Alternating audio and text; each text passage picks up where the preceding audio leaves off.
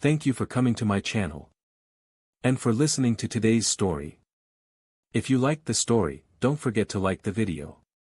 And subscribe to the channel for more chilling tales.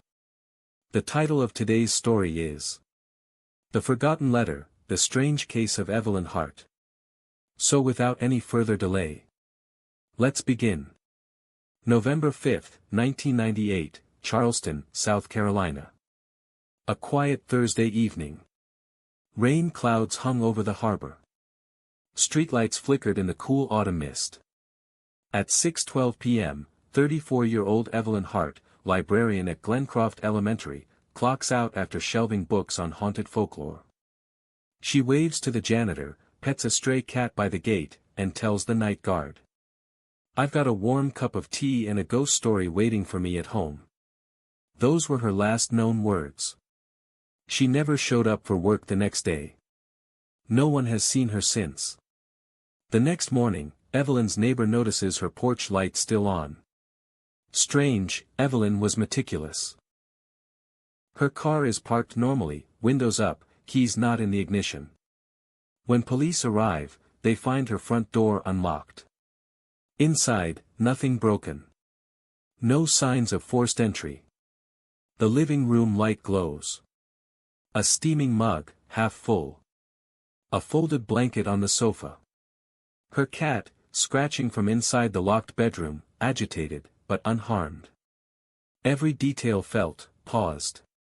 As if Evelyn had been there, then vanished between moments. On her kitchen counter. A sealed envelope. No handwriting. No stamp. No return address. Inside, a note, typed on an old ribbon typewriter. "You were right. I shouldn't have opened that box. That's all." The message was chilling in its simplicity. No signature. No DNA. Even Evelyn's own fingerprints weren't on the envelope. Investigators couldn't determine where the paper was bought or typed. A librarian's life turned into a cold, coded warning. 1 week before her disappearance, Evelyn had purchased a trunk full of antique books at an estate sale in North Charleston. She told her sister it was the find of the year. But one book stood out. Its pages were glued shut in the middle. When Evelyn gently pried it open, she discovered names handwritten inside on old paper. The ink had faded, but the names were legible. 12 in total. 9 of them, confirmed missing persons from the 1970s, all within Charleston County. Their files, long forgotten. Until now. The shop where Evelyn found the trunk, Harper and Finch Antiques, had no business license. It had closed down 3 weeks prior to Evelyn's visit. And the owner, Henry Finch, was found dead in his apartment just 4 days later. Natural causes, they said. No foul play. But no autopsy. No next of kin. No digital footprint. When police visited the antique shop. Empty shelves. No record of purchases. No security footage. Almost like the shop never existed. A retired detective, Dale Monroe, now 72, heard about Evelyn's case on a late-night radio segment. When he saw the names she uncovered, his blood ran cold. He had worked several of those cases. All victims disappeared without signs of struggle. All lived near Fremont Street. All had vague connections to a place long closed, the St. David Masonic Lodge. That building burned in 1981, 'cause unknown. Its records destroyed. And in every case file Monroe revisited, he found an odd phrase scribbled in the margin. They opened it. Charleston is a city of tradition and secrets. Rumors of a shadow network have circulated since the Cold War era. Stories of private rituals, blackmail, and a document known only as the List. Supposedly, the list named prominent families tied to illicit dealings, disappearances, and unsolved crimes, protected by influence. No hard evidence was ever found. Only whispers. But Evelyn's note. You were right. I shouldn't have opened that box. Seemed to imply she'd uncovered something they never intended to be found. Something old. Something dangerous. Her sister remembered it clearly. The book was called The Hidden Garden. Leather-bound.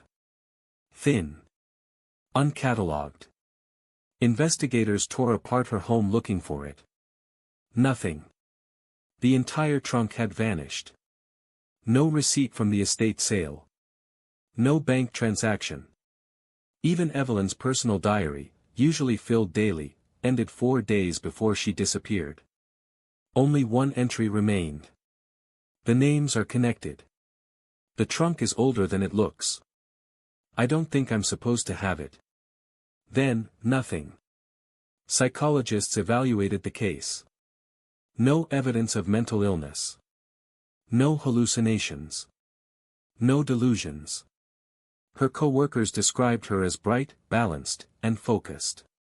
Yet, several people recalled Evelyn acting slightly distant in her final days. She once whispered to a colleague, "They're not missing. They were chosen." And when asked what she meant, she just smiled. Some stories don't end. They just get locked away. Today, Evelyn Hart's case remains open, but inactive. Filed under Charleston Cold Case Number 98 Hart. The note remains in police custody, sealed in plastic. Still no prints. Still no match on the typewriter used. The last official entry in the case file says, "No signs of foul play. No motive. No leads." But those close to her believe otherwise. They believe she opened something she never should have. And someone, or something, came to close it back. So what happened to Evelyn Hart? Did she dig too deep into a past that wanted to stay buried? Or did she simply disappear? Like the names she found? The truth may be in that missing book. Or maybe, it was never meant to be read. Thank you for joining us for another tale on dark mystery. If this story left you thinking, subscribe, tap the bell icon and share your theory in the comments. Until next time. Ask yourself, what would you do if you found a letter that wasn't meant for you?